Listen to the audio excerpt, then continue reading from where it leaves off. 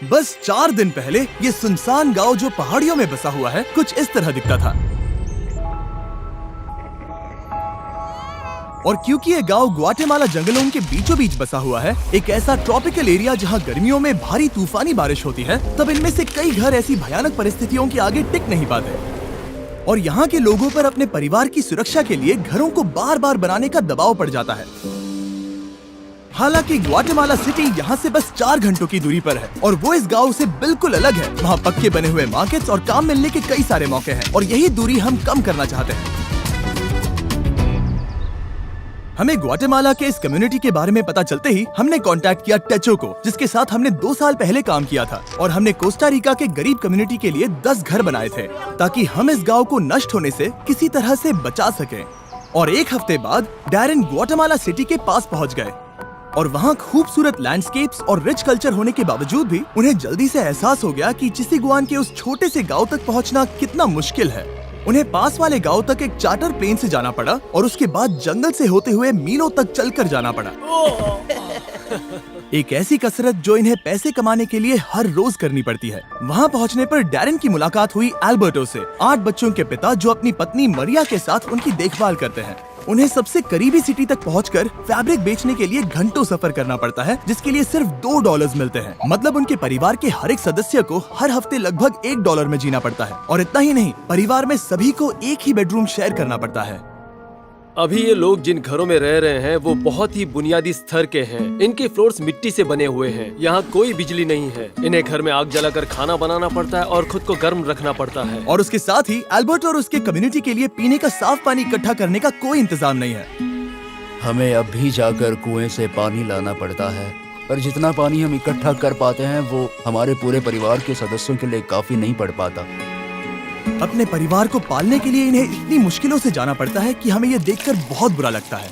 हम इस समुदाय की मदद करना चाहते हैं। इनकी जिंदगी में बड़ा बदलाव लाना चाहते हैं। इन्हें एक कंफर्टेबल और सुरक्षित जगह देना चाहते हैं जहां ये बच्चों को बड़ा कर सके। तो अगले कुछ दिन हम हमारे पार्टनर टेचो जो यहाँ काम करने वाले हैं उसके लिए हमारे पास एक बड़ी योजना है। तो बस 4 दिनों में हम यहाँ पर 15 नए घर बनाने वाले हैं जहाँ होंगे बेसिक इलेक्ट्रिसिटी के लिए कुछ सोलर पैनल्स, एक सैनिटेशन सिस्टम, कंक्रीट के फ्लोर्स, एक लकड़ी जलाने का चूल्हा और एक रेन हार्वेस्टिंग सिस्टम जो होगा स्टोरेज और फिल्ट्रेशन के साथ। टेचो में ऐसे लगभग 15 लाख वॉलंटियर्स हैं जो इस ऑर्गेनाइजेशन से पास होकर निकले हैं। इस तरह की एक्टिविटीज उन्हें उनकी पारंपरिक जड़ों से जोड़कर और उन छोटे कम्युनिटीज को सहारा देकर उनकी जिंदगी बदल सकती है। वो अपने और उन कम किस्मत वाले लोगों के बीच की दूरी कम करने में मदद करते हैं। अगले दिन सुबह सुबह जब उस काम को शुरू करने में 4 दिन बचे थे, तब टेचो के करीब 50 वॉलंटियर्स उस गांव में कंस्ट्रक्शन शुरू करने के लिए चले गए और उस गांव में सड़कें कम होने की वजह से डैरेन और उन वॉलंटियर्स को सभी बिल्डिंग इक्विपमेंट्स पहाड़ी की चोटी पर उठाकर ले जाने पड़े जहां वो नए घर बनाए जा रहे थे। इसलिए अगले 48 घंटे बहुत ही मुश्किल होने वाले थे।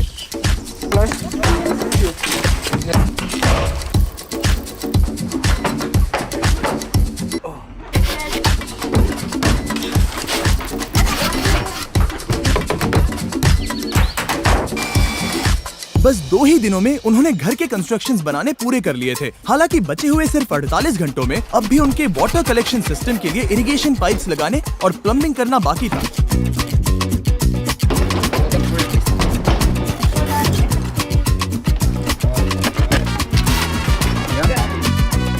वो यहाँ पर बहुत सारा पानी इकट्ठा कर पाएंगे ताकि बारिश के न होने पर भी इनके लिए पर्याप्त पानी मुहैया हो सके। ये उनके लिए एक बहुत बड़ी सुविधा है।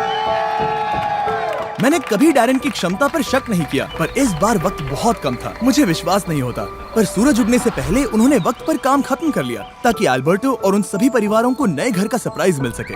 और बच्चे तो अपनी एक्साइटमेंट रोक ही नहीं पाए। चलो रिबन काटते हैं।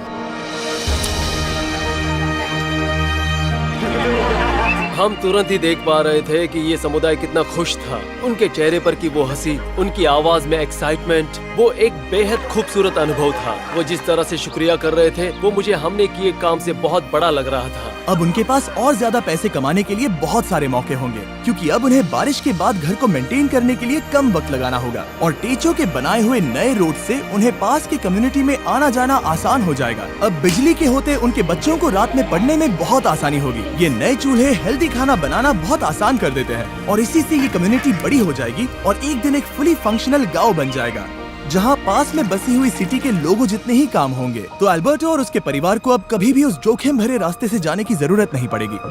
हम इस सब के लिए बहुत खुश हैं। मेरी बीवी और सभी बच्चे भी इसे लेकर बहुत खुश हैं और मैं भी बहुत खुश हूँ। और इसके बाद भी हमारे पास इस कम्युनिटी के लिए और एक सरप्राइज है, पर उसे दिखाने से पहले मैं आपको इस वीडियो के स्पॉन्सर के बारे में बताना चाहता हूँ, ड्रैगन सिटी। इस प्रोजेक्ट को स्पॉन्सर करने के बावजूद ड्रैगन सिटी होस्ट कर रहा है एक फिलैंथ्रोपी वीक चैलेंज जो जनवरी 21 से लेकर 28 तक रहेगा। विनर्स टेचो के लिए पॉइंट्स अर्न कर सकते हैं एक इलेक्ट्रिक और एक फ्लेम पेरेंट को ब्रीड करके, और हर 50,000 पॉइंट्स अर्न होने पर ड्रैगन सिटी techo.us को $100 डोनेट करेंगे ताकि लैटिन अमेरिका में शेल्टर्स बनाने में मदद कर सके, जिसका डोनेशन गोल है $20,000। और हाँ, इसमें custom mister beast runner island 24 जनवरी से शुरू होने वाला है, जहां आप सभी मिस्टर बीस्ट ड्रैगन्स को इन गेम ऑफर से पा सकते हैं। पर अगर आपको मेरे ड्रैगन्स पसंद नहीं है तो आप हजारों ड्रैगन्स में से भी चुन सकते हैं। फिक्र मत करो, मुझे बुरा नहीं लगेगा जब तक आप सब्सक्राइब करते हैं। ड्रैगन सिटी डाउनलोड करने के लिए डिस्क्रिप्शन के लिंक पर क्लिक करें या फिर इस QR कोड को स्कैन करें, जिसमें होगा special starter pack 15,000 food, 30,000 gold, 10 James, और ज्वाइन करें 20 फिलैंथ्रोपी वीक एक ड्रैगन मास्टर बनकर। वो 15 घर बनाने के बाद हम यहाँ पर एक कम्युनिटी सेंटर भी बना रहे हैं, जो कि स्कूल के लिए कुछ एडिशनल क्लासरूम्स जैसा होगा। अभी उस स्कूल में सिर्फ 2 क्लासरूम्स हैं। यहाँ की औरतें उसे ट्रेनिंग और वर्कशॉप्स की तरह इस्तेमाल करेंगी ताकि वो नई स्किल सीख कर जॉब के नए रास्ते ढूंढ सके। इस गांव के लोगों ने हमारे लिए अपने घरों को खुला कर दिया, अपने दिलों को खुला किया और साथ ही में अपने समुदाय को भी खुला किया, और उसका हमें इस समुदाय में रहकर एहसास हुआ। इस वीडियो के लिए आपका सपोर्ट मायने रखता है। उम्मीद है आपको मजा आया होगा। हमेशा की तरह आप सभी की आंखें इस वीडियो को देखकर लोगों की मदद करती हैं, पर आपकी उंगलियां भी मदद कर सकती हैं। उस सब्सक्राइब बटन को दबाकर तो जल्दी दबाइए और कमेंट्स में हमें बताइए, और जो भी सब्सक्राइब नहीं करेगा उन पर गुस्सा करिए, लेकिन प्यार से, क्योंकि हमें पॉजिटिविटी पसंद है। पर हाँ, उन सब से सब्सक्राइब जरूर करवाइए। बाय। एना की प्यार भरी याद में हमें सपोर्ट करने के लिए शुक्रिया।